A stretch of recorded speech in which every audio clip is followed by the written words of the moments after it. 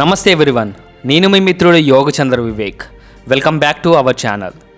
మే 13, 2024 అంటే రేపటి రోజు భారతదేశ ప్రజాస్వామ్యంలో అతిపెద్ద పండుగ, అదే ఓటింగ్ డే.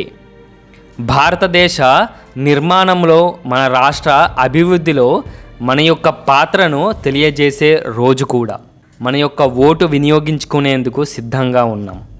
అయితే కొంతమంది నేను ఓటు ఎందుకు వెయ్యాలి, నా ఒక్క ఓటు వెయ్యకపోతే దేశానికి ప్రయోజనం కానీ నష్టం కానీ ఉందా అని ప్రశ్నించేవారున్నారు. ఇటువంటి వారికి తమ హక్కులు బాధ్యత గురించి తెలియవనుకోవాలి. రాజ్యాంగం పట్ల ప్రాథమిక అవగాహన లేదనుకోవాలి. అటువంటి వారు ఈ దేశ పౌరులుగా గుర్తించదగరు.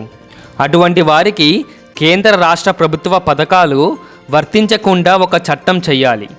ప్రపంచంలో ప్రతి దేశంలో ఓటు హక్కు వినియోగం ఉంది. ఇందుకోసం పోరాటాలు, ప్రాణత్యాగాలు చేసిన వారు కోకొల్లలు. చరిత్ర తెలుసుకోని వారే ఓటు వెయ్యరు. దేశానికి ఓ సార్వభౌమాధికారం ఉంది. అది రక్షించబడాలంటే సమర్థుడైన పాలకుడు, పరిపాలన వ్యవస్థ అవసరం. ఇది ఎన్నికలు, ఓటింగ్ వలనే సాధ్యం. నీతి, నిజాయితీ, ధైర్యం, పోరాట స్ఫూర్తి, ఇరుగు పొరుగు దేశాలతో సామరస్యంగా, సమన్వయంతో వ్యవహరిస్తూ దేశాన్ని అభివృద్ధి పరిచే వారినే మన ఓటు ద్వారా ఎన్నుకోవాలి. ఓ 10 నిమిషాల పొరపాటు నిర్ణయం దేశానికి తీవ్ర నష్టం కలిగించవచ్చు. ఇంతవరకు జరిగిన దేశ అభివృద్ధిని, ఆర్థిక అంశాలను, ముష్కరుల ఆగడాలను దేశం ఎదుర్కొన్న తీరు ప్రతి ఒక్క ఓటరు కూడా ఓటు వేసే ముందు గుర్తు చేసుకోవాలి. ఆ దిశగా ఓటు వేసే విచక్షణ అవసరం. గమనించండి, కుటుంబ పాలన ప్రజాస్వామ్యానికి హాని కలిగించే అంశం.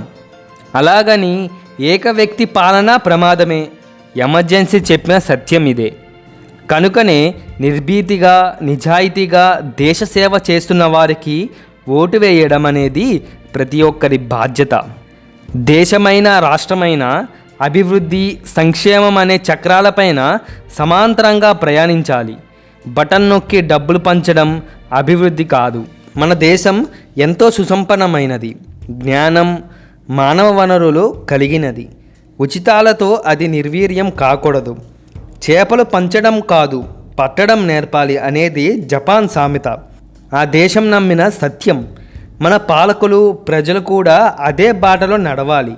అలా జరగాలంటే ఓటర్ విజ్ఞతతో ఓటు వేయాలి.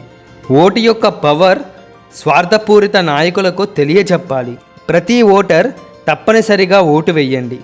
వేసే ముందు ఒక్క క్షణం ఆలోచించండి. ఓటు తలరాతను మార్చే బ్రహ్మరాతగా తలవండి. అప్పుడే రాష్ట్రం, దేశం అభివృద్ధి సాధిస్తాయి. భారత్ మాతా కీ జై. జై హింద్.